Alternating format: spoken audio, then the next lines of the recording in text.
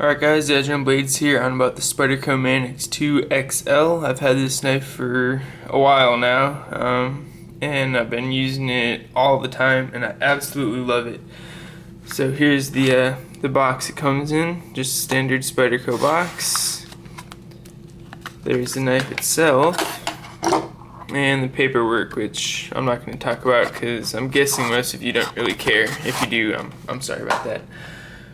But so here it is. If you want to pause and take a look at all the specs, you can do that right now. But as always, I'm going to go over them as we go through the review. So I'll move that out of the way.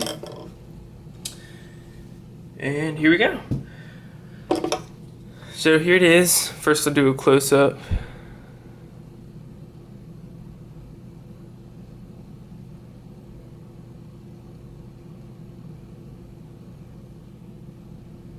Let you see that macro. So the blade length itself is 3.88 inches or 98 millimeters. The cutting edge, however, right here, starts after the finger choil, is 3.43 or 87 millimeters. The handle length is 5.08 inches or 129 millimeters. And that would make the overall length 8.93 inches or 277 millimeters. Now if you're doing the math and it's not quite adding up, the blade length plus the handle length, the reason for that is you see the blade doesn't come all the way to the end of the handle. I'm not sure why. I think if you're doing a knife this big, that's made to be that big, you may as well go all the way to the end and get as much out of it as you can. But that's just my my take on it. The blade steel you can see there is a Crucible CPM S30V, very popular high-end knife steel. And the handle materials, Spyderco's usual G10, nothing too special there. Relatively grippy. It's not, the ergonomics on this knife are so good, you don't really need such a grippy handle. It does have the proprietary ball bearing lock, which I'll talk about a little later on in the video. And it's a relatively heavy knife at 6.2 ounces, but it's a big knife. I wanted a big knife. I don't really care about weight. I carry a lot of stuff on me, and you know what? I have a belt that keeps my pants up, so I don't really care. Weight doesn't bother me. I'm used to having a bunch of stuff in my pockets jangling around, and this great addition. So the MSRP, $174.95. You're not going to pay that. You'll find it anywhere. I guess if you shop around, you can find it for like $95, but usually it'll be like $100 to $120, depending on where you're shopping. So now that all that's out of the way, we can get to talking about it. The first thing I'm going to do is tell you what I don't like. There's two things that I don't like about it.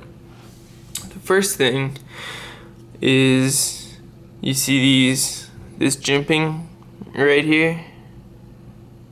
Very aggressive saw-like jimping on this swell right here, and I don't know why they would do that. Obviously you have enough curvature here to get a very good grip, but when you grip it, when you're using it tight or whatever, you can see how it leaves the marks on my fingers right there. It's extremely uncomfortable to use this knife hard, and it's a big knife, so you're going to want to use it hard. That's what it was designed for, is harder use. You got a bigger blade, beefy handle, it's substantial.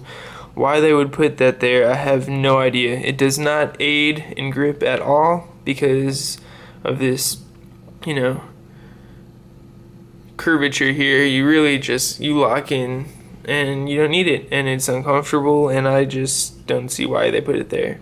Now, on the other hand, the spine of the blade right here is very smooth, which is okay, I guess, but I don't know why it would be smooth, because hard to use knife, that's where you'd want the texture, so it's not slipping around in reverse grip, it's still relatively comfortable. I don't feel like it's gonna slip out, but I would like jimping here just because when you depress this ball bearing lock, if you want to keep your hands out of the way of the blade and you don't want to have to pull the pocket clip into your hand to try to knock it off its little detent in there, it would be nice to be able to push that against the fat palm area of your hand and just depress that lock, but it doesn't work that way.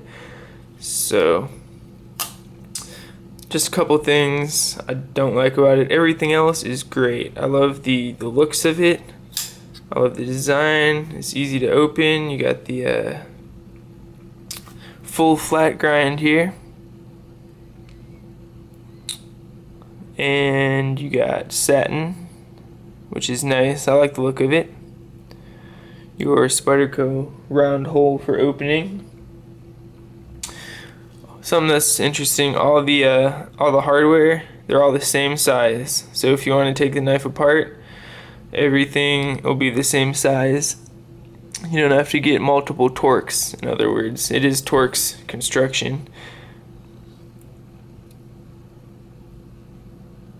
See, in there we have full stainless steel liners, but they are skeletonized. You can see the cutouts on both sides there. It's almost a flow-through design. You have the pillars or the standoff here, and then your lanyard tube right here. And right here, it can't be flow-through because that houses the locking mechanism. Basically, there's well, I'm sure you can find a video if you want to look at it, but basically there's a cutout in the blade. You can see right in there.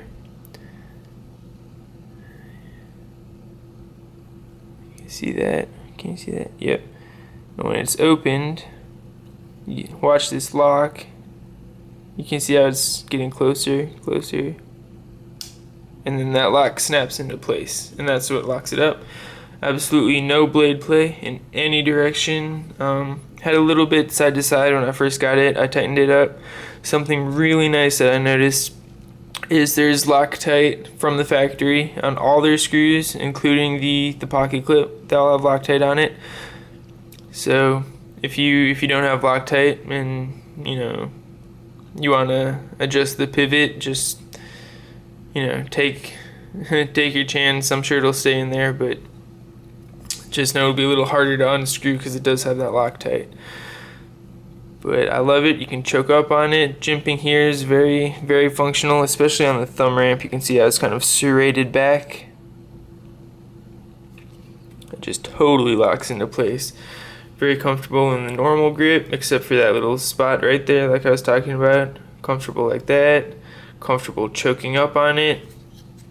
It's great in the reverse grip. Ice pick's fine. I don't really use my knives like this all that much. I know, I guess like a hooking type attack or something. I don't know why you'd want to do that, but I love it. My first Spyderco, definitely a fan of Spyderco. Huge fan, especially with this big knife. If you wanted to use it in a defensive, way, if you put even 3 fingers back here, you really get to lock in on that, and you get an extra, 3, probably 2.5 inches here before your cutting edge even starts. And it's very, very sturdy. I'm not worried about it falling out. Pocket clip, I don't think I talked about that yet. It is tip up only, which most people prefer. And it is ambidextrous, so left or right, tip up only carry. It's a completely ambidextrous knife. Obviously the spider hole can be open righty or lefty. The lock, same thing. And if you have it in your left pocket, then there you go.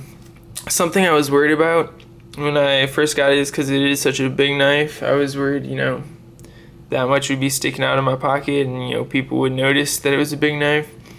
But what I found, at least with the pants I wear, is that when it's in my pocket, let me just get rid of that fingerprint because that's bugging me.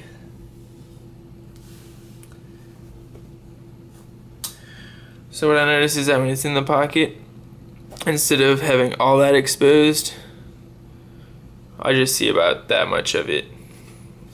I don't know if it's just my pants or what, but I just see about that much, and it really, when it's in my pocket, it does not look like it's as big a knife as it actually is. So I have no qualms carrying this, out in public. No one is going to know that it's as big as it actually is. I usually carry a little backup knife too, something a little bit smaller, as well as a knife on my keychain for, really sheeple-friendly tasks. But overall, absolutely love the knife. It's great quality. S30V is a great steel, great edge retention. Made in USA, obviously, is a big bonus. The ball bearing lock I like. It's a little bit hard to depress. It's broken in a bit since I've gotten it. When I first got it, it was really hard. Now it's not all that bad. Blade centering, perfect, almost perfect. It's probably like 49-51, closer to this side. But pocket clip, great retention. Perfect tension, I should say. It's not too strong, but it definitely holds it in. And I don't know, that's my review. Sorry it's been so long since I've done videos, but I'll talk about that in my next one, which will be an EDC update, and it'll talk about what I've been up to and a bunch of information about where the channel is going, what's going on, why I've been MIA lately. But there you have it. It's great Spyderco. Well, my first Spyderco, so I love it. Definitely gonna get more. The Sage 1 in carbon fiber is definitely next on my list. As well as a lot of other ones. I've been looking through their catalog that I got at Blade Show, and I love a lot of their designs. So I'm definitely gonna have to check them out. A little more on the pricey side, but I think it's definitely worth it. I've gotten my money out of it so far. So great knife, recommended by me. I'll give it for a large folder, I'll give it a 9 out of 10, just because this jimping right here is really that really bugs me. I don't know why they put that there. That's a terrible place for it. I don't know if, obviously it's not an accident, but I'm guessing they didn't really use it after they had the prototype and just went along with production. So that's the only real complaint to have. Everything else is perfect. So sorry for the longer video again. I know 12 minutes is a long time to watch a knife review, but hopefully I wasn't boring you too much. So that's all I can think about.